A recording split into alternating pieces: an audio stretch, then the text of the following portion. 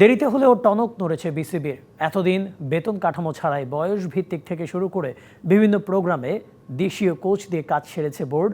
এবার সোহেল ইসলাম, মিজানুর রহমানদের স্থায়ী বেতন কাঠামো আওতায় আনছে দেশের ক্রিকেটের সর্বোচ্চ সংস্থাটি, জানিয়েছেন game development chairman Khaled Mahmud Sujan.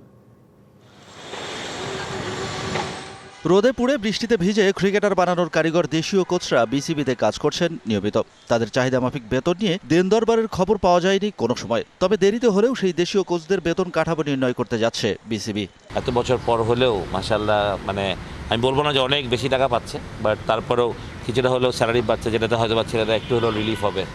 High performance programme HP, Bangladesh Tigers, সাথে 16 থেকে শুরু করে অনূর্ধ্ব 19 এই দলগুলো নিয়ে বিসিবির বেতনে ঢাকা ও ঢাকার বাইরে মিলিয়ে প্রায় 85 জন কোচ কাজ করে থাকেন। আশ্চর্য হলেও সত্যি, একটা পেশাদার ক্রিকেট বোর্ড টেস্ট ক্রিকেটে 2 যুগ পার করলেও দেশীয় কোচদের বেতন কাঠামো ছাড়াই চালাচ্ছে কোচিং কার্যক্রম। আমাদের কোনো রকম প্রপার স্ট্রাকচারটা ছিল না, স্যালারি স্ট্রাকচারটা যেটা আমাদের বোর্ডে ছিল।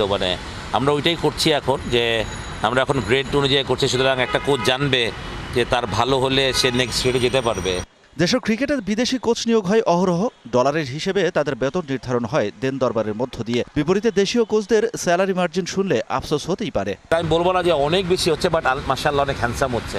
তো যেটা আগে ছিল না আসলে। তো আগে যেমন একটা কোচের জয়েনিং ছিল 40,000 কিংবা 15,000, এখন সেটা বেড়ে মাশাআল্লাহ ভালোই হবে আশা করি। জাতীয় দলের পাইপলাইনে নেই ক্রিকেটার সংকট, তারপরেও শোনা যায় পারফর্মারের অভাব।